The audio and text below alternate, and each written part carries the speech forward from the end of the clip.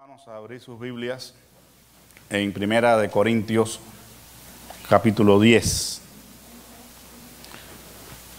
Primera de Corintios, capítulo 10, versículos del 1 al 22.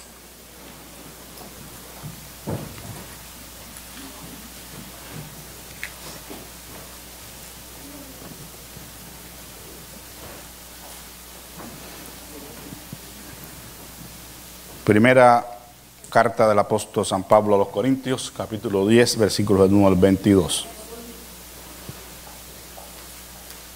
Qué bueno. Amén. Porque no quiero, hermanos, que ignoréis que nuestros padres todos estuvieron bajo la nube y todos pasaron el mar. Y todos en Moisés fueron bautizados en la nube y en el mar.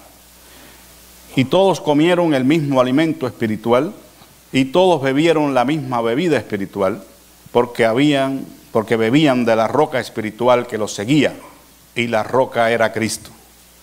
Pero de los más de ellos no se agradó Dios, por lo cual quedaron postrados en el desierto. Mas estas cosas sucedieron como ejemplos para nosotros, para que no codiciemos cosas malas como ellos codiciaron. Ni seáis idólatras como algunos de ellos, según está escrito, se sentó el pueblo a comer y a beber y se levantó a jugar. Ni forniquemos como algunos de ellos fornicaron y cayeron en un día 23,000. Ni tentemos al Señor, como también algunos de ellos lo tentaron y perecieron por las serpientes. Ni murmuréis como algunos de ellos murmuraron y perecieron por el destructor. Y estas cosas les acontecieron como ejemplo, y están escritas para amonestarnos a nosotros, a quienes han alcanzado los fines de los siglos. Así que el que piensa estar firme, mire, no caiga. No os ha sobrevenido ninguna tentación que no sea humana, pero fiel es Dios, que no os dejará ser tentados más de lo que podáis resistir, sino que dará también juntamente con la tentación la salida para que podáis soportar. Por tanto, amados míos, huid de la idolatría.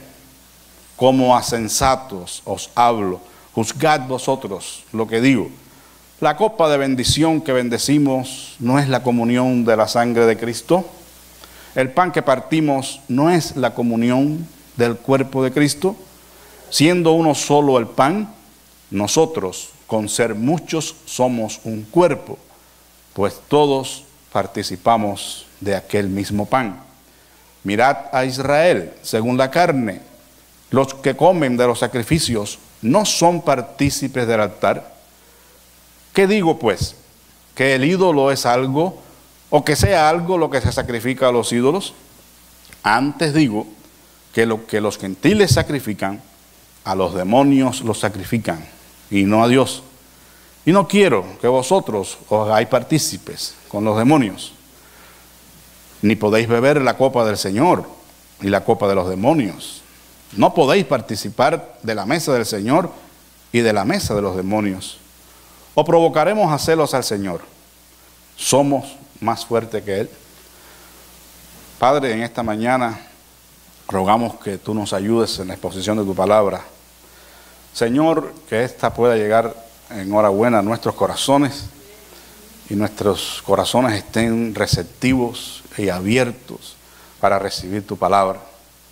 Señor, que podamos pararnos frente a ti y hacer ajustes, arreglos, si fuera necesario, pero que de ninguna manera estemos lejos de tu mesa, la mesa de tu comunión, la mesa de tu amor, de tu bondad, de tu misericordia para cada uno de nosotros. Danos ahora, Señor, atención a tu palabra, oídos bien afinados para escuchar tu consejo, Señor. Te alabamos, te bendecimos delante de ti. En esta hora estamos, Señor, esperando tu visitación, porque nada, absolutamente nada, podemos hacer separados de ti. En el nombre de Jesús. Amén. Bien, hermanos, que el Señor les continúe bendiciendo, y queremos en esta mañana predicar en esta porción de las Escrituras, que como usted ve es un poco extensa, pero requiere sobre todas las cosas de nuestra atención para poder entender la palabra de Dios. El título de nuestro sermón es Solemnes advertencias bajo la gracia. Solemnes advertencias bajo la gracia.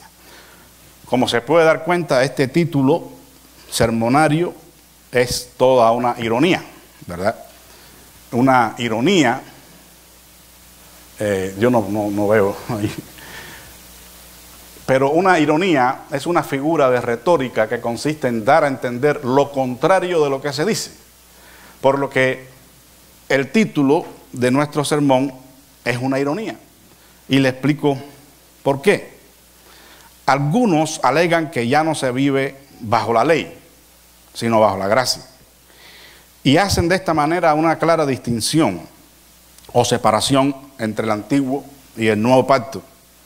Y sobre todo, marcan intencionalmente una gran diferencia en cuanto a las exigencias para el creyente en uno y el otro pacto. Este pensamiento teológico no está del todo equivocado, pero tampoco está del todo correcto.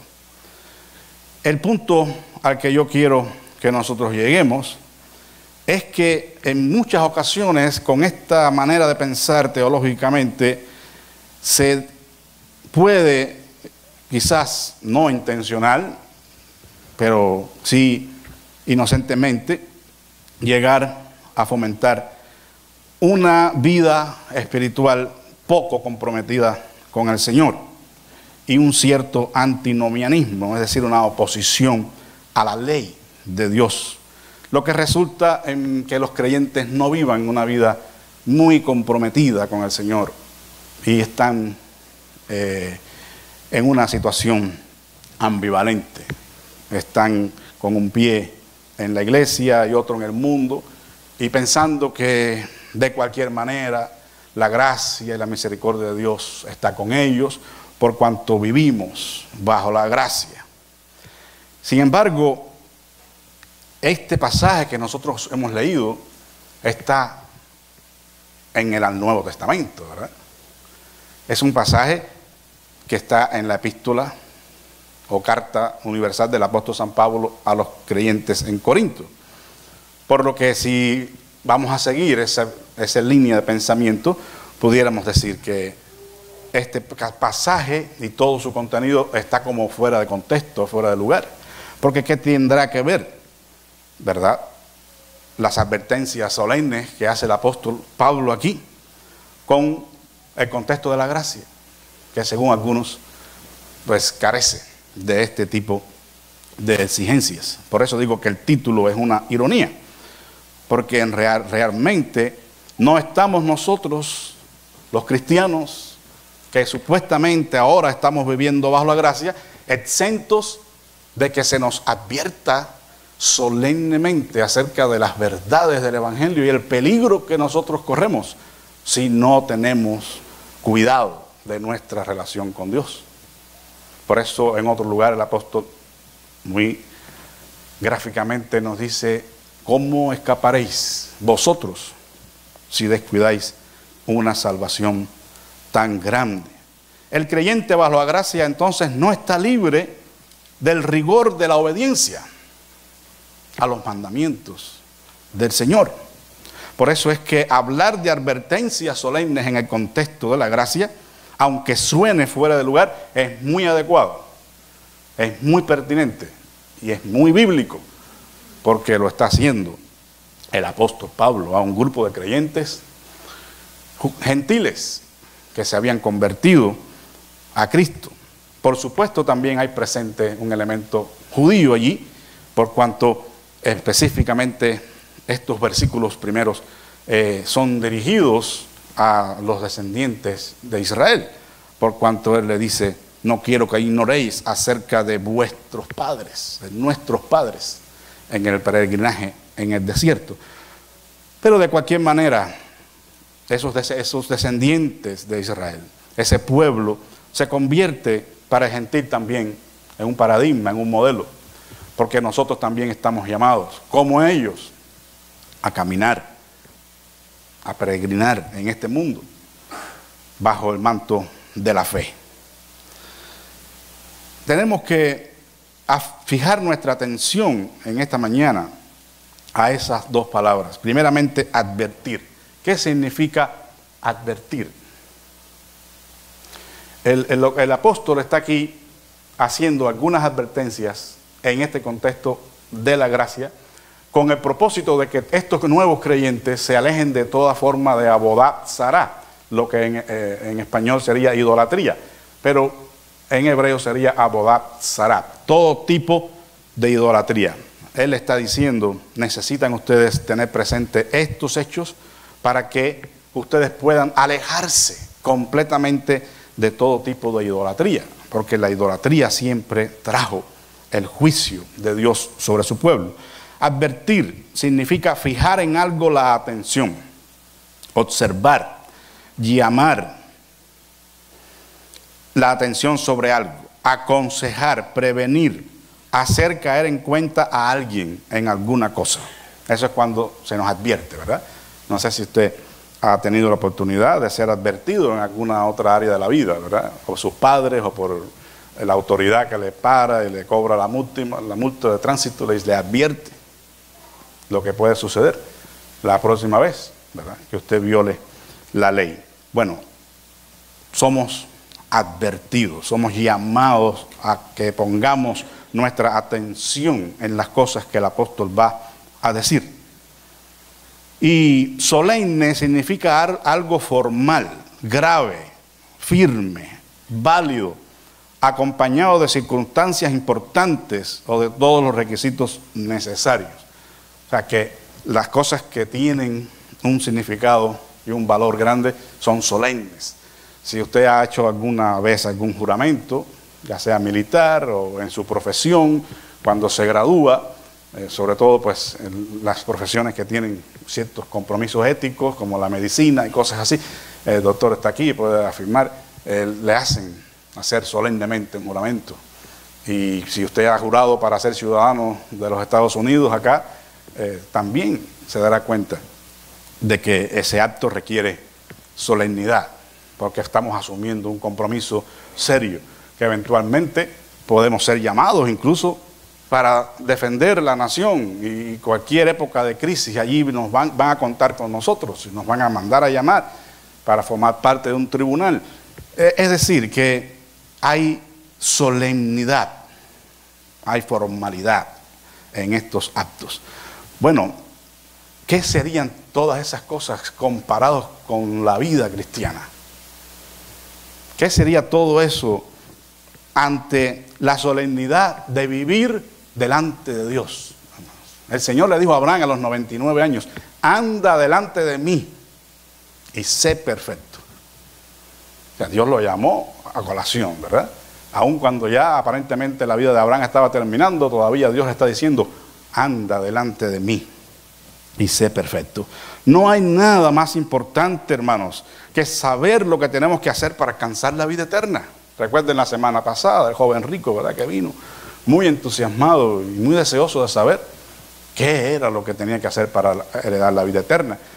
Porque eso es lo más grande que nosotros podemos tener como creyentes, ya que conocemos de la realidad de un Dios santo y de un destino eterno. Entonces queremos estar interesados en saber qué quiere Dios, qué espera Dios de mí. ¿Qué puede ser más urgente y necesario para nosotros los creyentes que saber lo que le agrada a Dios y lo que le desagrada para que lo podamos obedecer? Él está dispuesto a darnos instrucciones para nuestra vida, y por eso tenemos las Escrituras, porque las Escrituras son las instrucciones de Dios. Ya estamos aprendiendo, la palabra Torá significa instrucción, enseñanza. O sea, esa es la ley de Dios, es la enseñanza de Dios, para que nosotros vivamos de una manera agradable delante de Él y podamos alcanzar por la fe y la obediencia al Señor la vida eterna.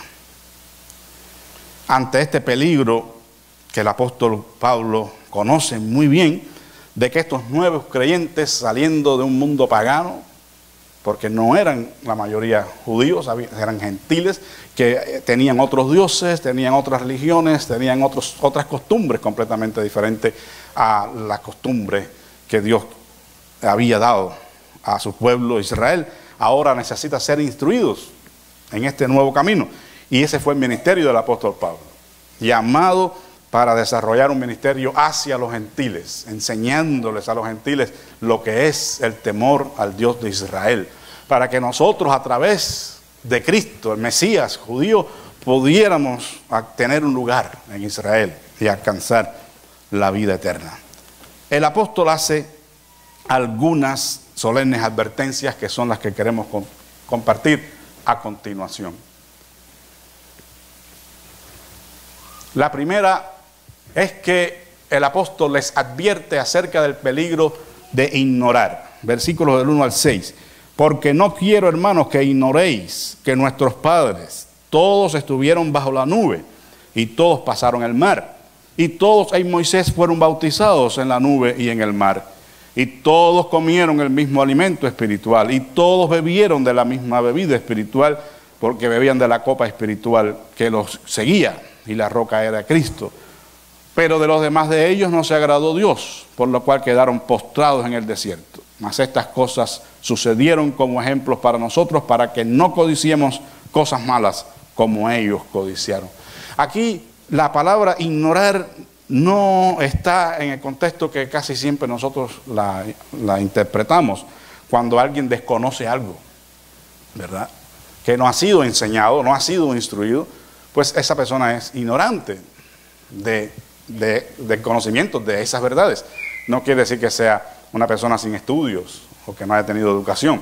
Simplemente que acerca de esa cuestión en particular era ignorante, no conocía, no sabía, no fue informado previamente. Ese no es el caso. Estas personas sí conocían lo que había acontecido con el pueblo de Israel cuando el pueblo salió de Egipto, poderosamente librado por la mano de Dios. Es una ignorancia a conciencia. Es que la persona decide ignorar. La persona tiene conocimiento, pero toma la decisión de ignorar, de no hacer caso, de no prestar atención a lo que se le dice y a lo que han experimentado otros anteriormente.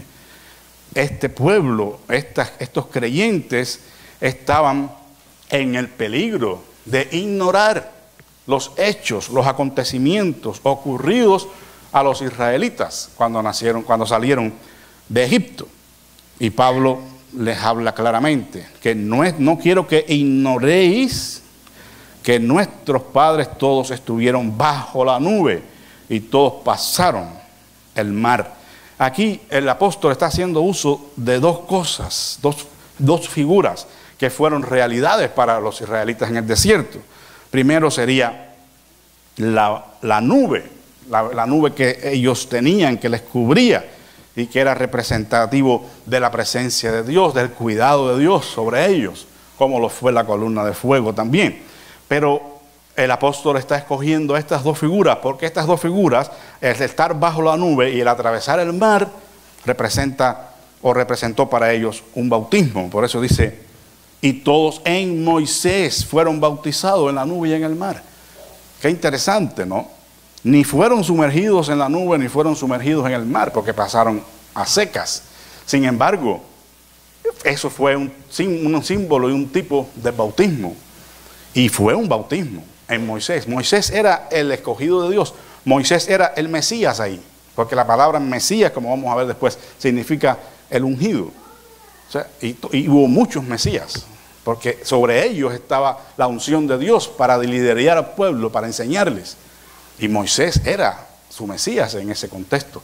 Fue el primer redentor para Israel. Entonces, cuando están diciendo esto el apóstol, dice, nuestros padres, yo quiero que ustedes no ignoren que nuestros padres en el desierto tuvieron una gran bendición, porque Dios los guardó, los guió con su nube y los libró de morir ahogados en el Mar Rojo. porque estaban siendo bautizados en Moisés, bajo el liderazgo de Moisés, que no era otro que el liderazgo de Dios, ¿verdad? El Dios de Moisés, el Dios de Israel, que le estaba dando a Moisés todas las instrucciones necesarias para llevar al pueblo hacia la tierra prometida. Entonces, la unión del pueblo con Moisés tenía que ser una ejab en hebreo, una unidad de pensamiento, de intención. Tenían que estar en una misma página con Moisés. Y estando en una misma página con Moisés, estarían en una misma página con Dios. Y él le está diciendo, sus padres gozaron de esta gran bendición, de estar en unión con el líder de Dios, Moisés, y fueron bautizados, fueron sumergidos en esa relación especial. Nos recuerda ahora, en este contexto, por supuesto, lo que significa para nosotros los cristianos el bautismo. Ahora no es Moisés, ahora es el Mesías, no solamente un Mesías más, sino el Hamashiach, el Mesías, el único, verdadero y superior a todos, que es nuestro Señor Jesucristo. Y la Biblia enfatiza, hermanos, para nosotros que debemos estar de la misma manera como lo estuvieron los israelitas bajo ese bautismo de Moisés. Tenemos que estar sumergidos, tenemos que estar comprometidos, tenemos que estar en un mismo sentir con Cristo. Por eso dice la Escritura en Romanos 6:3, ¿o no sabéis que todos los que habéis sido bautizados en Cristo Jesús, hemos sido bautizados en su muerte? Porque somos sepultados juntamente con Él para muerte por el bautismo. 6:3 y 4. Porque somos sepultados juntamente con Él para muerte por el bautismo, a fin de como Cristo resucitó de los muertos por la gloria del Padre, así también nosotros andemos en vida nueva. O sea, el bautismo es muy serio y muy importante para nosotros hoy. No voy a detenerme en este punto, pero quiero llamarle la atención a que usted tome muy en serio esto, porque necesitamos ser bautizados en Cristo para de Cristo estar revestidos. Porque todos los que son bautizados en Cristo Jesús, estos son hijos de Dios. Eso está muy claro. Gálatas 3:27. Dice la Escritura, porque todos los que habéis sido bautizados en Cristo, de Cristo estáis revestidos. Hay muchísimos otros pasajes, pero el bautismo es esencial, hermanos, muy esencial, incluso para el perdón de los pecados. En Hechos 2:38, cuando dijeron, ¿y qué vamos a hacer para ser salvos? Pedro les dijo, bautícese cada uno en el nombre de Jesús para el perdón de sus pecados. Entonces tenemos que tomar esto en serio. Si no nos hemos bautizado, bautícese, póngase en uno con Cristo, para que la gracia de Dios sobreabunde en su vida. Estos creyentes israelitas habían tenido esa bendición, habían tenido una alimentación sobrenatural de Dios en el desierto. Imagínense, lo llama aquí el apóstol comida y bebida espiritual, versículos 3 y 4. Todos comieron del mismo alimento espiritual y todos bebieron de la misma bebida espiritual, porque bebían de la roca espiritual que los seguía, y la roca era Cristo. No solamente habían tenido esa dirección y cuidado de Dios a través de la nube, el milagro del mar rojo abierto, sino que también ahora en su peregrinaje a través del desierto, Dios les dio comida y bebida espiritual. Les fueron dadas sobrenaturalmente de la mano de Dios. El agua de la roca se compara con el vino en la cena del Señor. Y el pan se compara, o el maná se compara con el pan en la cena del Señor. Es interesante mencionar que había una traducción judía del Nuevo Testamento que indica que la roca mencionada en Éxodo 17:6 y en Números 28 esa roca era la misma y sostenían que esa roca seguía literalmente a los israelitas en su viaje por el desierto. Tremendo, ¿no? Hubiera sido un milagro tremendo que esa roca les hubiera seguido, porque Dios así lo hizo. Dios hizo el milagro. Y esa roca, como dice aquí, era Cristo. Era la fuente inagotable de gracia y misericordia que puede fluir en un contexto tan contrario como lo es el desierto, ¿verdad? Árido, seco. Se usa la figura incluso para cuando estamos hablando de tiempos de prueba difíciles. Está pasando por un desierto, ¿verdad? La persona está a la luz del sol, sin agua, sin sombra. Bueno, allí, en ese contexto, la roca está, porque la roca es Cristo.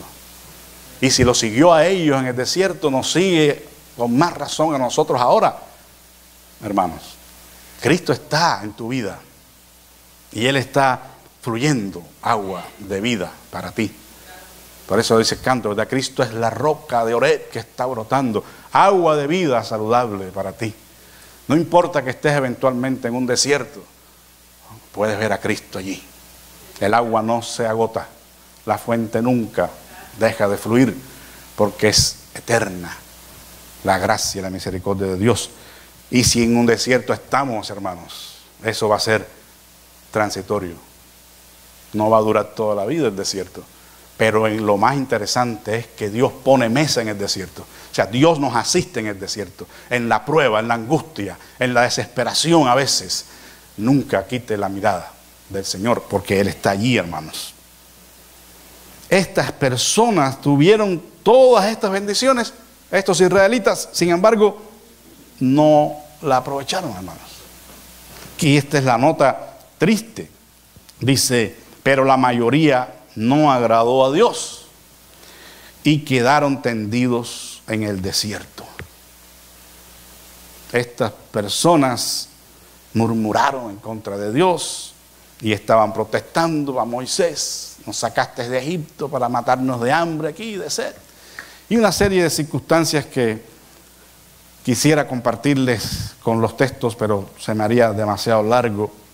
Pero hermanos, esta murmuración les trajo a ellos grandes consecuencias, tan graves consecuencias que no pudieron entrar a la tierra prometida. Murieron en el desierto. Por eso dice que quedaron tendidos en el desierto, porque en el desierto, dice literalmente la Escritura, Dios los mató. Suena duro, ¿no? Pero yo no le estoy hablando de un Dios raro. Le estoy hablando del Dios de la Escritura. Estas cosas suenan raras hoy, porque la imagen de Dios que se nos está dando es un Dios muy buena gente. Y lo es, sí, es excelente. Pero no es un Dios que pasa el pecado por alto, ni la desobediencia. No es un Dios que a pesar de nuestros pecados nos va a mantener bajo su cobertura y cuidado siempre. Si perseveramos en el pecado nos alcanza, hermanos. El pecado acaba con la vida, la destruye la comunión con Dios y destruye nuestra vida también en el infierno. Dice, más temed ustedes, dice, no teman a otro que no sea el que puede destruir el alma y el cuerpo en el infierno. ¿Quién es ese? Dios. ¿Quién otro puede hacer eso? Nadie. Nadie. Solamente Dios. Y a esta gente, hermanos, les llegó la hora del juicio, lamentablemente, porque ellos decidieron ignorar. Ellos conocían esos hechos. Ellos sabían bien la historia de todo lo que había pasado allá en el desierto con los israelitas y los egipcios y todo eso. El maná y todo eso. Las codornices, que ellos conocían la historia. Pero decidieron ignorar. No hicieron caso del refrán ese que dice: cuando veas las barbas de tu vecino arder, pon las tuyas en remojo. No sé si conocen ese refrán. Quizás es diferente en México. Pero eso, cuando tú veas que al otro le están pasando ciertas cosas por ciertas actitudes, más bien arréglate tú, porque vas a correr la misma suerte, ¿no? Y ellos estaban ignorando a conciencia. Dijo un escritor español, Antonio Machado, lo que se ignora se desprecia. ¿Verdad? Lo que se ignora a conciencia, porque no lo quiero tener yo en mi mente, en mi corazón, es un desprecio, hermanos. Entonces, si nosotros a conciencia no prestamos atención a la palabra de Dios y a la seriedad de Dios, a su celo con su palabra y nuestras vidas, es difícil decirlo, pero estamos despreciando el consejo de Dios. Lo estamos teniendo en poco, porque lo que se ignora se desprecia. El apóstol, además de advertirles a estos creyentes acerca del peligro de ignorar, les advierte acerca del peligro de cometer los mismos pecados que los israelitas. Los versículos del 6 al 13 podemos ver estas verdades. ¿Qué hicieron ellos? Bueno, dice: mas estas cosas sucedieron como ejemplos para nosotros, para que no codiciemos cosas malas como ellos codiciaron. Les advierto, en otras palabras, dice el apóstol Pablo, no codicien los mismos pecados que ellos codiciaron. Ahora ustedes están caminando también en otro desierto, en cierta manera, porque la vida espiritual, la vida cristiana, no es una vida fácil. Es una vida de sacrificio, de compromiso con el Señor. Y vamos a tener dificultades y tentaciones para cometer los mismos pecados que ellos cometieron. ¿Qué hicieron esta gente? Bueno, tenemos que anotar primeramente el hecho de que la Escritura dice literalmente que cuando el pueblo de Israel salió de Egipto, con ellos salieron gente de toda clase, dice la Biblia. Éxodo 12:38, Números 11 del 1 al 6. Queremos decir con esto, hermanos, que los israelitas, en parte, cayeron en esos pecados y en esas desobediencias porque se dejaron guiar por esas gentes de toda clase que habían salido con ellos. Esas gentes de toda clase no eran necesariamente parte del pueblo de Dios, pero aprovecharon y salieron. Pero esa gente era una fuente de tentación para los israelitas, porque fueron ellos los que les contaminaron a decirle: Moisés los ha sacado de Egipto para matarlos de hambre y de sed en el desierto. Y empezaron a murmurar en contra de Moisés y en contra de Aarón, influenciados por esa gente de toda clase que habían salido con ellos de Egipto. Hermanos, tenemos gente de toda clase en nuestras iglesias. No todo el que abre la boca y dice: alabado sea el Señor, bendito sea el Señor, y habla de Cristo, y habla del amor, y habla de evangelismo. No todo el que habla es. Y nosotros tenemos que tener los sentidos ejercitados en el discernimiento del bien y del mal. Tenemos que estar alertas, hermanos, sobre todo en estos últimos tiempos, para poder identificar a que nos está hablando una cosa que no es de acuerdo a la palabra de Dios. Porque si no, vamos a ir caminando. Donde va Vicente, va la gente. Y esa gente que habla bonito no son cualquier pelagato. ¿Verdad? Decimos en Cuba, un pelagato. Este es un pelagato. Pero no, hay muchos de ellos que son maestros, gente carismática, con sabiduría, pero no sabiduría de Dios. Y por eso la Biblia dice que aún a los escogidos podrían engañar. Entonces, aún en un círculo tan selecto como es nuestra iglesia del Nazareno, pudiéramos encontrarnos con gente de toda clase. Y tenemos que tener los ojos bien abiertos, hermanos. Los ojos y los oídos espiritualmente adiestrados para cazar las herejías y las falsas enseñanzas que hoy están pululando en nuestras iglesias. Tenemos que tener mucho cuidado. No nos contaminemos. Conozca su Biblia, conozca la doctrina santa y no deje que nadie le engañe.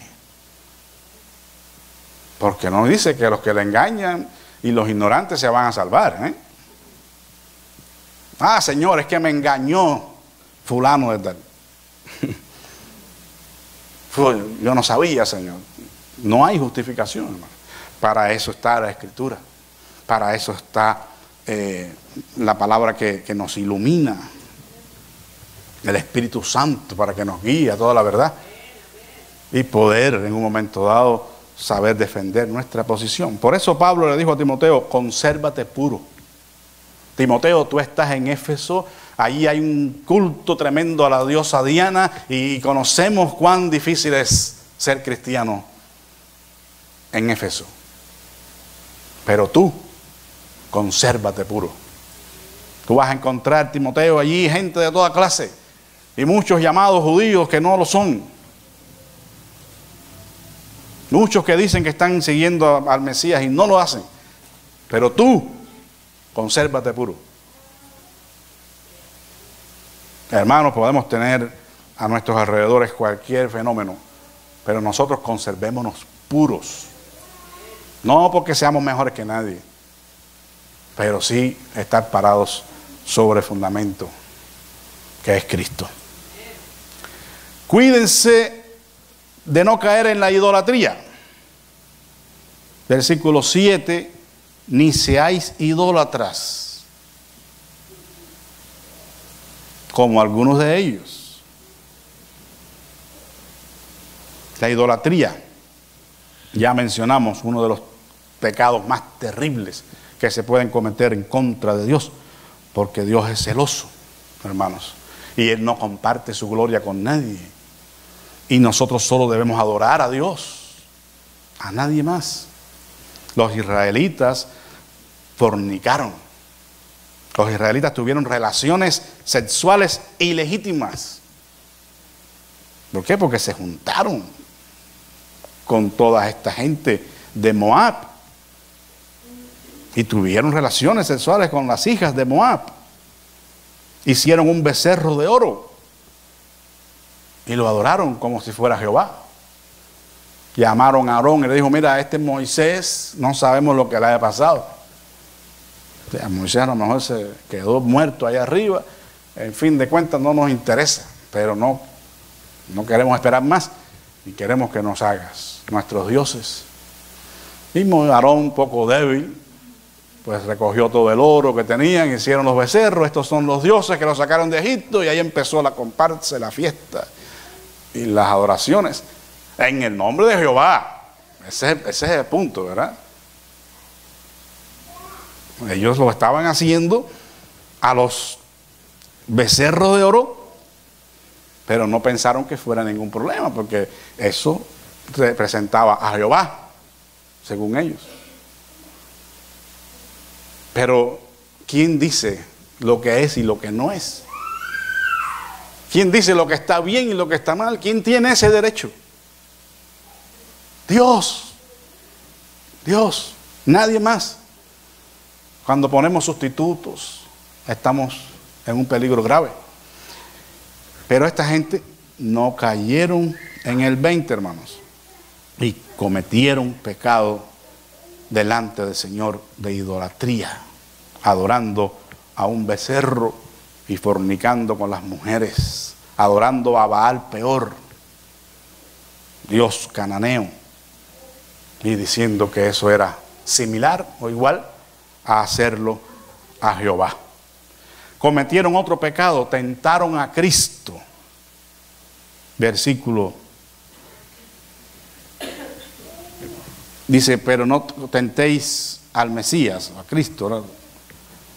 Ni tentemos al Señor, versículo 9, como también algunos de ellos le tentaron y perecieron por las serpientes. ¿Cómo fue este pecado? Ya dijimos que la palabra Cristo significa Mashiach, ¿verdad? Ungido en hebreo, y Cristo en griego.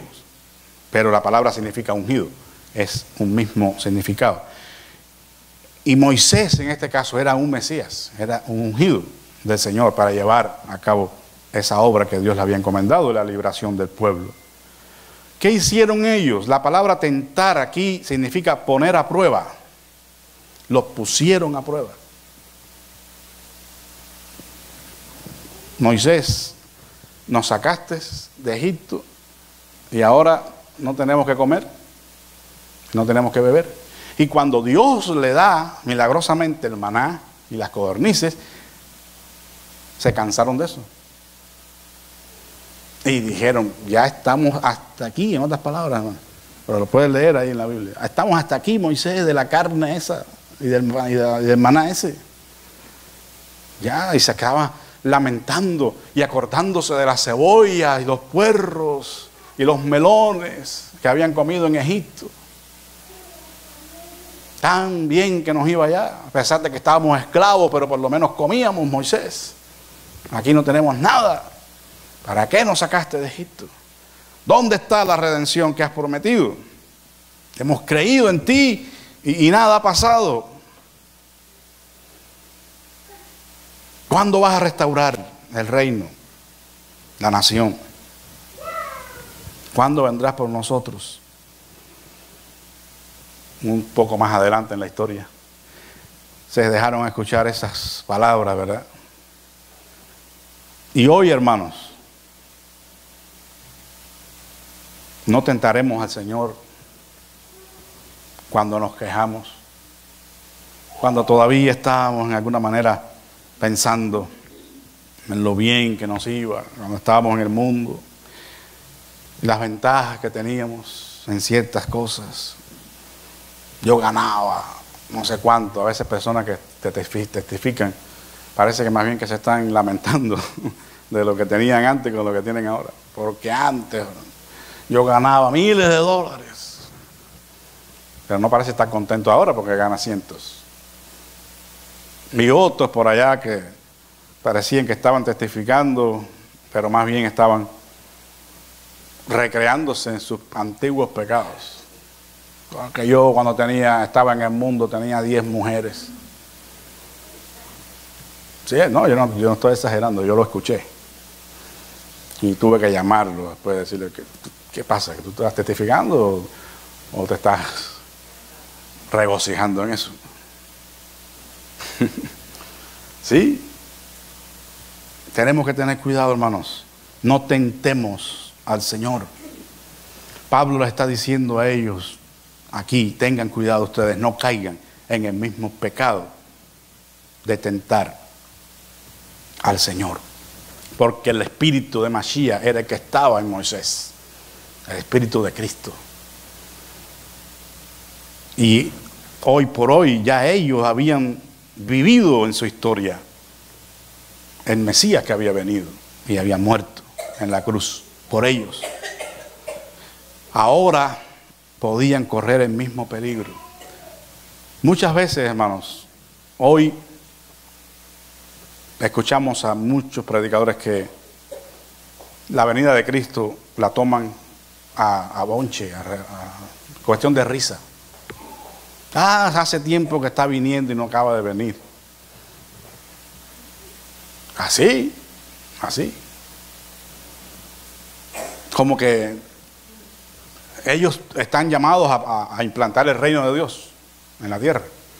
Ya no hace falta ni que Cristo venga. No se predica de la segunda venida de Cristo. Como que vamos a estar aquí mucho tiempo, ¿no? El Señor va a venir y nos va a encontrar todavía haciendo planes de maestros y cosas así. Tenemos que estar parados sobre la roca. Y la roca es Cristo. Cristo es una persona, es nuestro Señor, pero Él representa algo, ¿verdad? Él representa a su Padre y Él representa el Evangelio, la doctrina del Evangelio. Y esa es la que necesitamos seguir y afirmarnos sobre ella, hermano. De otra manera, estaremos tentando al Señor. No nos quejemos, hermanos, por el rigor de la vida cristiana. no se lamente, encuentre gozo en la obediencia a los mandamientos del Señor, ¿verdad? El verdadero cristiano se goza en eso. Algunos hacen alusión a este asunto en forma de broma, pero en realidad quisieran que podamos tener hoy esposas y concubinas, ¿verdad? Pero la Biblia dice que cada uno de ustedes que cree en el Señor y que está aguardando su venida, sepa tener su propia esposa en santidad. ¿Para qué quiere otra si una da una guerra tremenda, verdad, hermano? Con una es y no es fácil, ¿verdad? Eso es una broma. Pero sí, hermanos, a veces quisiéramos todo ese tipo de libertades. Estemos contentos, hermanos, porque todas esas privaciones, todas esas exigencias de la obediencia al Señor, nos va a dar a nosotros el gozo de estar un día en su presencia. Nos va a dar la entrada amplia y generosa a su reino. Y vale la pena, hermanos. Vale la pena. El gozo que usted recibe en su corazón cuando obedece al Señor, eso es insustituible, hermano. Insustituible. Si alguna de esas personas pudiera hacer un paréntesis en su vida y Dios le permitiera sentir el gozo de su presencia, de la salvación, ellos no regresarían jamás a sus pecados. Y eso es lo que se espera en el que ha nacido de nuevo. No hay que volver atrás. No hay que renunciar a lo que hemos abrazado por la fe en Cristo. Esta gente además murmuraron, el versículo 10, ni murmuréis, dice, como algunos de ellos murmuraron y perecieron por el destructor. Cuando se quejaron contra Moisés y Aarón, les sobrevinieron las plagas, hermanos, y les sobrevino el exterminio por parte del ángel, y murieron más de 23,000 que quedaron allí tendidos en el desierto por la murmuración. La murmuración es un pecado terrible, y la tierra se sigue abriendo para tragarse a los que murmuran. Aprendamos a comunicarnos. Yo no le voy a decir, yo soy el ungido de Jehová, y cuidado con hablar en contra del ungido de Jehová. ¿Qué es ungido de Jehová? Aquí el que vale es Jehová, ¿verdad? Y es en contra de él que se peca, y él es el celoso. Entonces tenemos que tener cuidado, y lo que vayamos a decir, digámoslo por delante, con las personas, en buena forma, en el Espíritu de Cristo. Y si algo no le gusta de mi trabajo, o la manera en que les predico, lo que sea, llámeme y dígamelo, que yo lo recibo con gusto. Recibo críticas también, pero la murmuración no se las aconsejo, hermanos. Pablo dice, son de ejemplo y amonestación para nosotros, quienes hemos alcanzado el fin de los siglos, versículo 11, y esto es bien interesante, hermanos, porque Pablo le está diciendo, después de todo, ustedes ya están en la última parte de la jornada, y ahora que están llegando, ¿lo van a echar a perder todo? Bueno, si ellos estaban cerca del fin, ¿cuánto más nosotros? De acuerdo a los cálculos judíos, son 2000 años. Porque la venida del Mesías sufriente abrió el camino de los tiempos de los gentiles, lo que la Biblia llama los tiempos de los gentiles, la plenitud de los gentiles. Y según esta tradición hebrea, durará 2000 años. ¿Qué quiere decir eso, hermano? Que Cristo está a las puertas. Ahora sí está a las puertas, porque hay cálculos que sí se pueden hacer. No se ponen fechas fijas, pero de acuerdo al cumplimiento de las profecías y de acuerdo al conocimiento que estas personas tienen de las Escrituras, se puede decir que ya Cristo está a las puertas. Y como ya hemos aprendido, va en contexto en que va a venir, también se puede precisar. ¿Cuál es la tendencia humana, hermanos? Olvidar las lecciones del pasado ante las presiones del presente. Si bien es cierto que con las glorias se olvidan las memorias, como dice ese refrán, también es cierto que en el momento de la presión, de la prueba, en el presente, podemos olvidar las lecciones del pasado. Y entonces hacemos lo que no nos recomienda el cantante español Julio Iglesias, ¿verdad? Tropezar de nuevo con la misma piedra. ¿No le parece que es un poco tonto eso? Volver a cometer el mismo error. volver otra vez a lo mismo cuando ya nos hemos dado el golpe. Pero eso es lo que pasa, que nos olvidamos de las lecciones del pasado, como se estaban olvidando ellos. No importa lo que les pasó a los israelitas, a nosotros no tiene por qué pasarnos. Pero las advertencias del apóstol van encaminadas precisamente a que ellos pensaran en lo que le pasó a los israelitas y tomaran ahora medidas ellos para no caer en los mismos pecados. No se necesitan, hermanos, repetir los errores, pero estamos en la posibilidad de hacerlo si nos descuidamos en nuestra relación con Dios. No podemos vivir una falsa seguridad. Ellos no dijeron, ahora eso era cuestión de ellos, de los israelitas, Pablo. Ellos estaban bajo la ley, nosotros estamos bajo la gracia. No dijeron nada de eso. Si hubiera sido así, Pablo lo hubiera dicho, ¿verdad? Pero Pablo no le dijo eso. Ustedes no se preocupen ahora tanto porque ustedes están bajo la gracia. No, nada de eso hay ahí. Las advertencias siguen siendo las mismas porque Dios sigue siendo el mismo, hermanos.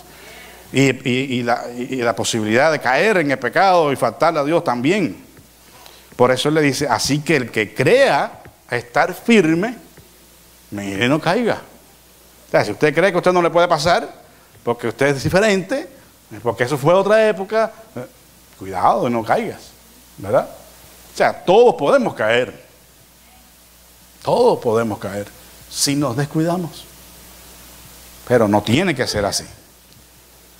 Y finalmente, hermanos, en el versículo 13, Pablo le dice, no les ha sobrevenido ninguna tentación que no sea humana, pero fiel es Dios que no os dejará ser tentados más de lo que podáis resistir, sino que también juntamente con la tentación le hará la salida para que podáis soportar. Aquí es difícil precisar entre tentación o prueba. Sin embargo, hay más posibilidades de que la palabra correcta sea prueba y no tentación. Parece ser así, porque el mismo versículo afirma que es Dios quien provee juntamente con la tentación la salida, y Dios no puede tentar a nadie. La Biblia es clara en eso. Ni Él tienta a nadie, ni puede ser tentado por el mal. La tentación es de Satanás. Entonces, a veces tenemos algunos problemas de traducción. Es más probable que la palabra sea prueba y no tentación, porque si Dios da la salida juntamente con la tentación, según esta traducción, no hay manera de pensar que Dios esté tentando a nadie. Él sería junto con la prueba la salida, ¿verdad? Porque Jehová prueba al justo. Él prueba al justo, Él no prueba al desobediente. Al que está caminando en la justicia y en la santidad, a ese Él prueba. Aquí hay un juego de palabras en el hebreo. Las palabras prueba y probado o probó, como en caso de Abraham, significa una palabra nis y nisa. La primera milagro, la segunda probó. Lo que se deduce a mí, hermanos, es que cada prueba es una oportunidad para ver un milagro. Pues a soportarla, la gloria de Dios se manifiesta. Y ese es el secreto de la prueba. Que aprendamos a reprimir nuestra propia voluntad para hacer la voluntad del Señor, a fin de recibir la aprobación de Dios. Jesús dice que por lo que padeció, aprendió la obediencia. Y ese fue Jesús. Entonces, ¿qué podemos esperar nosotros? Si Él es nuestro ejemplo, Él es nuestro modelo. Por eso Santiago dice, siéntanse bienaventurados, hermanos, cuando se hallen en diversas pruebas. Porque la prueba va a probar su carácter y va a dar fruto en sus vidas. Cada prueba es una oportunidad para ver un milagro de Dios. Y tenemos que correr por ese camino, hermanos, con toda confianza, sabiendo que Él siempre va a estar con nosotros y nos va a dar su aprobación. Dijo alguien, no existe un hombre totalmente inútil. En último caso, sirve como mal ejemplo. ¿Verdad? Y la Biblia no tapa los errores de aún los hombres de Dios. ¿Por qué? Porque tenemos que aprender de eso. Si nos fijamos en el buen ejemplo para seguirlo, nos fijamos en el malo para no cometerlo. Eso sería sabiduría auténtica, ¿verdad? Aprendamos, hermanos, aún de nuestros errores. Nuestros errores son escuela para nosotros. Si somos sabios, para no caer nuevamente en lo mismo. Y otra persona dijo, los errores ajenos proporcionan los medios para cubrir la verdad, para descubrir la verdad. O sea que seríamos bien tontos si no aprendemos de los errores de otros, que ya antes han pasado por la misma experiencia. Y eso es lo que no estaban haciendo estos creyentes en Corinto. No tuvieron en cuenta lo que les pasó a los israelitas y podían caer en los mismos pecados y sufrir las mismas consecuencias. Miremos la vida de otros que han fracasado y aprendamos de sus fracasos para que no los cometamos nosotros. Y finalmente, hermanos, el apóstol les advierte acerca del peligro de la idolatría mientras se participa de la mesa del Señor. Los versículos 14 al 22. Este es un poco profundo, pero vamos a tratar de decirlo lo más rápido posible. Dice, por tanto, amados míos, huid de la idolatría, como a sensatos hablo. Juzgad vosotros lo que os digo. O sea, después que él hace mención de todo esto que ya vimos, los pecados que ellos participaron y todas las consecuencias que sufrieron, entonces él le dice, por tanto, o sea, por cuanto ellos pasaron por todo eso, ahora yo les aconsejo que huyan de la idolatría, de todo tipo de idolatría. Hay 36 formas de idolatría, según el judaísmo, hermanos. O sea que hay muchísimas maneras en las cuales nosotros pudiéramos caer en este pecado. La Biblia incluso habla de la avaricia como una forma de idolatría. Entonces, el apóstol hace un apelativo a la conciencia, diciendo como a sensatos, o sea, ustedes son gente, después de todo, que son sabias, ¿verdad? Y quiero hablarle como que ustedes son gente sabia, sensatas y que van a tomar en cuenta lo que le pasó a los israelitas y las palabras que yo les estoy diciendo hoy. Está apelando a la conciencia de ellos. A entender en primer lugar el significado de la cena del Señor. La copa de bendición que bendecimos no es la comunión de la sangre de Cristo. El pan que partimos no es la comunión del cuerpo de Cristo. Es decir, ellos tenían que discernir, entender bien el significado de esto. No podían acercarse a la mesa del Señor ignorando lo que eso significaba. Cuando dice que la carne, la copa de bendición no es la comunión de la sangre de Cristo, hermanos, hay que tener en cuenta el contexto judío. En el judaísmo, la unión de un discípulo con su rabí era tan fuerte que se dice que sus almas se juntan en una. Es decir, comparten una misma sangre, y la sangre es la vida. No era una unión cualquiera, carente de intimidad, ¿no? En realidad, el discípulo era una reproducción del maestro. Y era muy íntima esa comunión. Entonces, cuando se está participando de la copa del Señor, lo que está diciendo es que ustedes son uno con el Señor. Es que ustedes están en comunión con su Señor. Es que ustedes aman a su Señor y están obedeciendo a su Señor. Por lo menos en la gran intención y el gran deseo de hacerlo. Y permitiéndole al Señor trabajar en sus corazones. Entonces, al tener participación en la comunión con la sangre y el cuerpo de Cristo, simbolizados en el vino y en el pan, nos estamos haciendo en realidad uno con el Señor. Que ese es el significado de las palabras del Señor Jesús. Cuando dijo yo y el Padre uno somos. Una ejad, una unidad perfecta de propósito y pensamiento, con una unidad vital.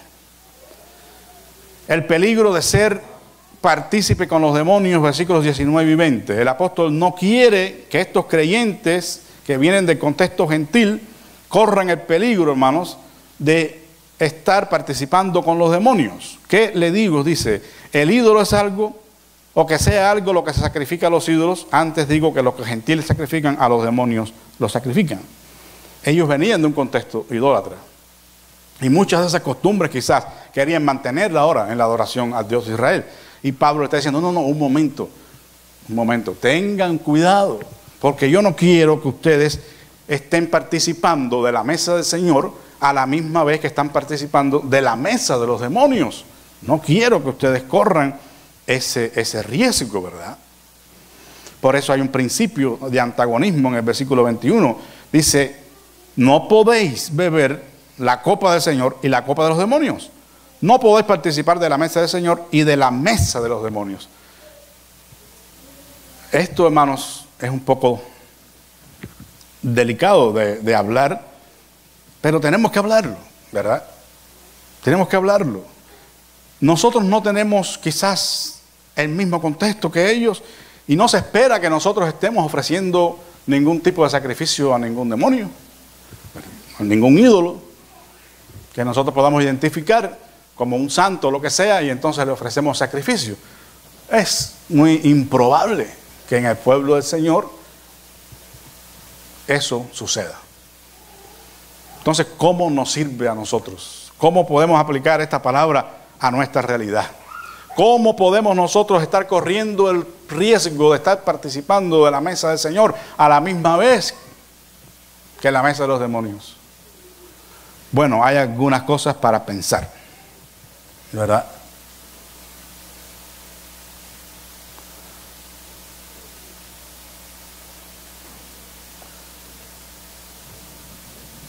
La televisión.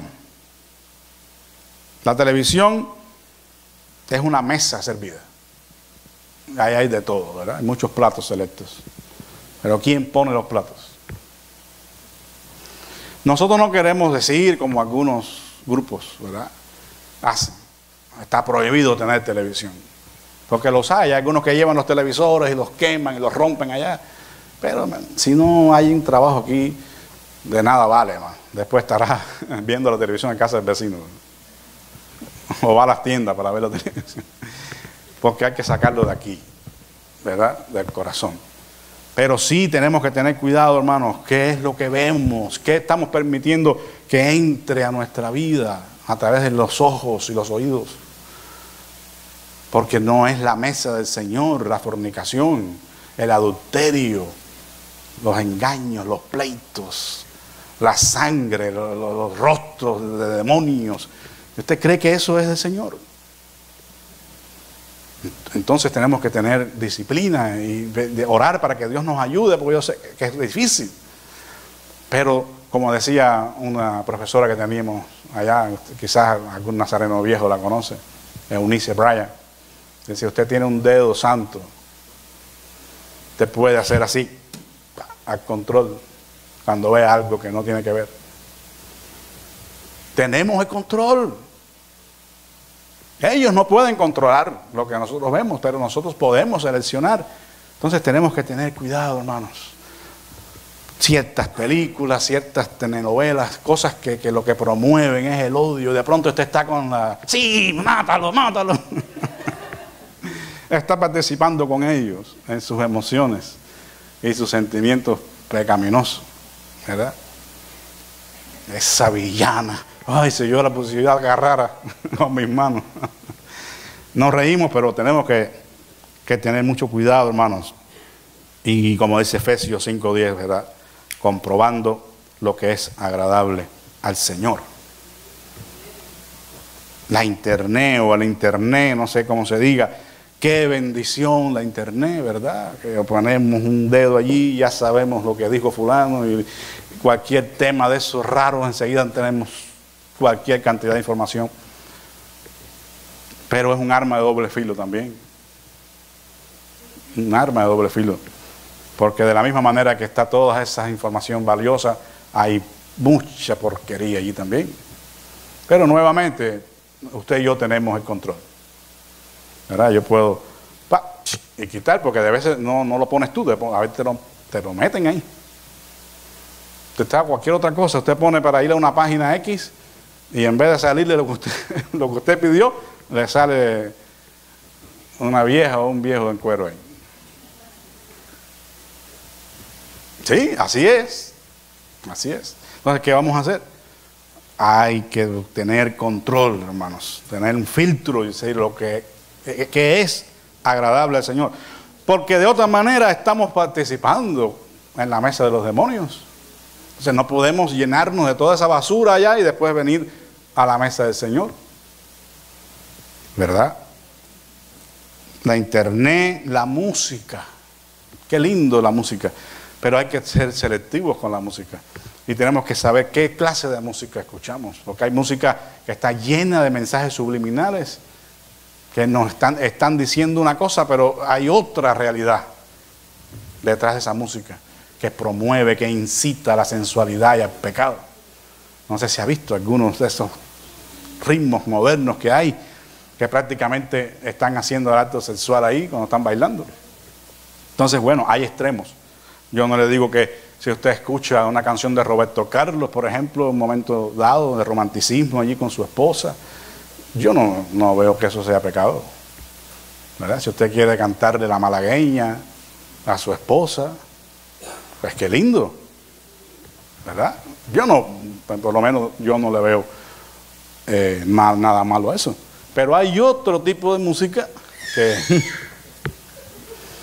te pone a revolucionarte por dentro y que te incita a cometer pecado, hermanos, contra el Señor. Aún con la música cristiana tenemos que tener cuidado porque hay muchos de estos artistas que están en el otro bando.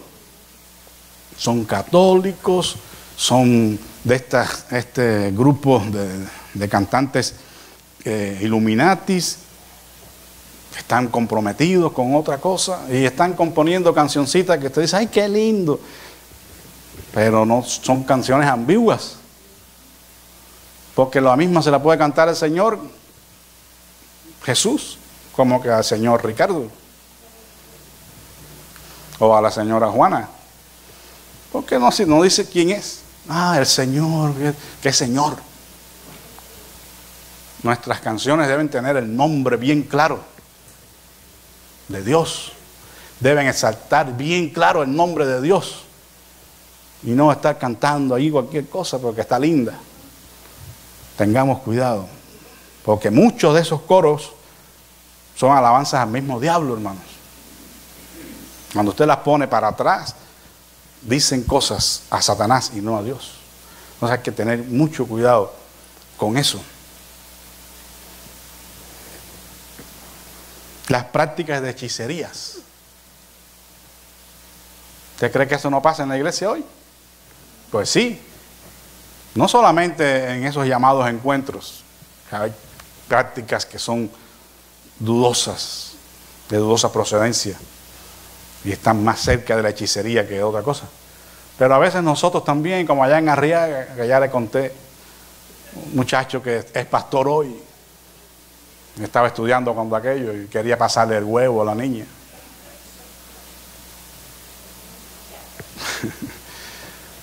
No conozco más, si no le ponía otros ejemplos, pero quien dice pasarle huevo, pasarle la manta, yo no sé. Pero qué huevo ni qué manta. Usted no tiene que pasar nada de eso. Usted tiene que creer en Dios y confiar en Dios. Y tenía unos cascabeles en la patita de la niña. Qué lindo eso. ¿Qué cosa es? ¿Para qué es eso? Para ahuyentar la mala suerte. Por favor, hermanos, por favor. No necesitamos ningún tipo de prácticas, de hechicerías. Tenemos suficiente con la palabra de Dios y la fe en Él. A veces se presentan como aspectos culturales, pero la cultura tiene que ser redimida cuando tiene que ser redimida. No podemos ahora, porque es cultural, mantenerlo allí. Es que nuestros antepasados mayas lo han hecho siempre. Pero ya eres maya tú. Y si eres maya, ahora eres un maya cristiano, que tienes un Dios que te enseña. Entonces tú no tienes que estar haciendo lo mismo que ellos, ¿verdad? Sí, así me dijo una hermana allá en Arriaga, cuando estaba hablándole de la sujeción de la mujer al marido. Por aquí es diferente. Aquí esto es cultural. Como que aquí las mujeres somos las que mandamos, ¿verdad? Oigan. Y hermano, usted está muy equivocada. Disculpe que se lo diga, pero aquí no estamos hablando culturalmente, sino bíblicamente. Y si la cultura necesita ser redimida, tiene que hacerlo. ¿Verdad? O sea, comer tortilla es propio de los mexicanos. Y eso es cultural. Eso no es nada malo. A no ser que se coma 4 kilos de tortilla cada vez que se sienta a comer, ¿verdad? Pero en eso no hay problema. El problema está en que también la cultura dice, puedo tener 2 o 3 mujeres. Ahí entonces la cultura necesita ir a la palabra de Dios, ¿verdad? Dice, no, mira, eso está mal. Come tortilla, pero tenga una sola esposa, no la engañes. Las prácticas de hechicería, están los aspectos culturales, el sincretismo religioso, es decir, la mezcla de lo santo con lo profano. A veces no hay buen sentido en esto y se hace indiscriminadamente, no tanto en el contexto evangélico, aunque ya lo estamos viendo desorbitadamente, pero el cura en cierto contexto llamaba a la gente, si la gente quería tener una casa, por ejemplo, traía una maqueta de la casa de sus sueños, o si quería tener un auto, el auto que quería, entonces buscaba una maqueta de un Mercedes-Benz y lo traían para que el cura lo santificara y orara. Sincretismo, mezcla de lo pagano con lo divino. Y eso hoy también está. O sea, no traemos la maqueta, pero dice, decláralo y confiésalo y tú lo vas a tener. O sea, porque tú eres hijo de un rey y Dios es dueño de todo. Si tú quieres un Mercedes, decláralo. Y una serie de cosas, hermanos, que no está avalado por la palabra de Dios. Eso es sincretismo religioso. Participación en juegos y celebraciones paganas. Bueno, ahí habría mucho que decir, pero ya usted sabe, no juegue la cuija, no se meta en cosas de esoterismo, algo que es oculto, que hay cosas que oscuras, no se meta en nada de eso, ¿verdad? No se disfrace del lobo en Halloween. Y así hay muchas cosas que pudiéramos mencionar, que incluso pudiéramos escandalizarnos también en esta mañana, porque no solamente Halloween es pagano, hay otra fiesta que celebramos que Dios no nos ha mandado a celebrar, pero la celebramos. Entonces tenemos que ir aprendiendo. Y finalmente, hermanos, el uso indiscriminado de ciertos símbolos y dibujos paganos en nuestras ropas, en nuestros pendientes, ¿verdad? No, eso no tiene nada que ver. ¿Quién le dijo eso a usted, pastor? No tiene nada que ver. Sí tiene que ver, porque un símbolo representa una filosofía, ¿o no? Si yo vengo con una suástica aquí a predicar a usted, ¿qué impresión se llevaría, no? Probablemente yo no tenga nada que ver con Hitler, ni la supremacía blanca, pero tan solo el símbolo ya le comunica algo. Entonces el cristiano tiene que saber qué es lo que se pone, hermanos. ¿Cómo viste su cuerpo? No esté dándole propaganda a una cosa que no es de Dios, ni tampoco estemos enseñando lo que no tenemos que enseñar, ¿verdad? Solamente a nuestros esposos, a nuestras esposas. Porque, repito, son maneras de estar en las dos mesas. La mesa de los demonios y la mesa de Dios. Y terminamos con la pregunta que hizo el apóstol. ¿Seremos más sabios y fuertes que el Señor? ¿Podemos saber mejor que Él lo que nos conviene, hermanos? ¿Verdad que no? ¿Quién va a determinar lo que es bueno o es malo para nosotros? ¿Yo? No, ¿qué va? Si nosotros a veces tan solo comiéndonos una hamburguesa ya estamos pecando. Porque estamos matándonos. No nos conviene, pero ¿qué importa? No las comemos. Él sí sabe lo que nos conviene. Pues entonces seamos humildes y dejémonos enseñar por el Señor. Definitivamente Él es más sabio que nosotros. Él es más fuerte que nosotros. Y es un Señor celoso que no comparte su gloria con nadie más. En otros pasajes el Señor hace unas preguntas que solamente tienen una respuesta, hermanos. Y ya con eso vamos a terminar. Segunda de Corintios 6, 14. No os unáis en yugo desigual con los incrédulos. esto no tiene que ver con el matrimonio, hermanos. Está implícito y se puede aplicar, pero solo se interpreta con el matrimonio y no es el matrimonio, porque ese no es el contexto del pasaje. Es la idolatría. ¿Qué compañerismo tiene la justicia con la injusticia? ¿Y qué comunión la luz con las tinieblas? ¿Y qué concordia Cristo con Belial, el adyecto? ¿O qué parte el creyente con el incrédulo? ¿Y qué acuerdo hay entre el templo de Dios y los ídolos? Pues vosotros sois el templo de Dios viviente. O sea, las respuestas son obvias.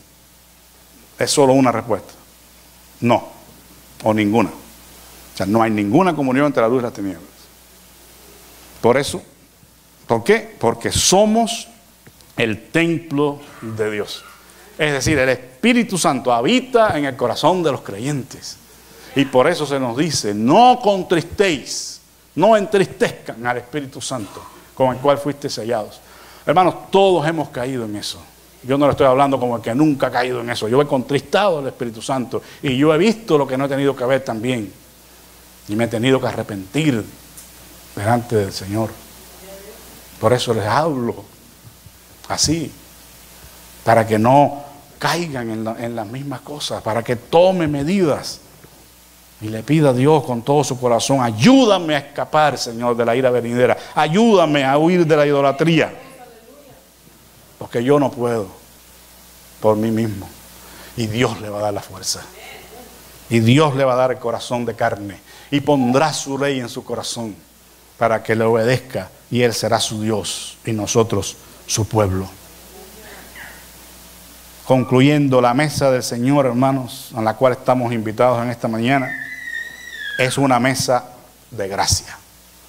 Todo lo dicho no es para que usted diga, entonces yo no puedo participar de la mesa del Señor. Yo mejor me voy a quedar aquí sentado y no voy a participar. Mejor es, yo voy a confesar mi pecado. Yo voy a confesar a Dios. Yo voy a arrepentirme de mi pecado. Yo voy a ir a mi hermano si es necesario, si he ofendido a alguien, y voy a pedir que me perdone. Pero la mesa del Señor es de gracia. No es para que te alejes, es para que te acerques y arregles las cuentas con el Señor. Él quiere tener comunión. Es la mesa de la restauración. Dios no quiere que termines aplastado allí, sino que te restaures, que te levantes de nuevo, que tengas un nuevo comienzo en tu vida. Es la mesa del perdón. Para eso es que el Señor nos invita a su mesa, para perdonarnos si hubiéramos pecado. Abogado tenemos para con el Padre. Es la mesa de la misericordia, el amor que no merecemos, pero que Dios nos da, aunque no lo merecemos. Es la mesa de la compasión. Dios nos mira y nos ve como ovejas que no teníamos pastor. Muchas veces andamos así, hermano, como ovejas que no tenemos pastor, aunque lo tenemos. Y Él nos mira con compasión y llora sobre nosotros como lloró sobre la ciudad de Jerusalén, ¿verdad? Y nos mira y nos dice, hijo mío, si tú supieras lo que es el tiempo de tu visitación, si tú supieras lo que yo tengo para ti, lo que yo quiero hacer contigo, pero no quieres. Es la mesa, hermanos, donde siempre seremos bienvenidos. Nunca vamos a ser echados fuera si nos acercamos con humildad y confesando nuestros pecados y arrepintiéndonos de todo corazón. Hermanos, ese es el mensaje que no debemos negociar y que no debemos cambiar. La iglesia está para predicar arrepentimiento de los pecados y fe en el Señor Jesucristo.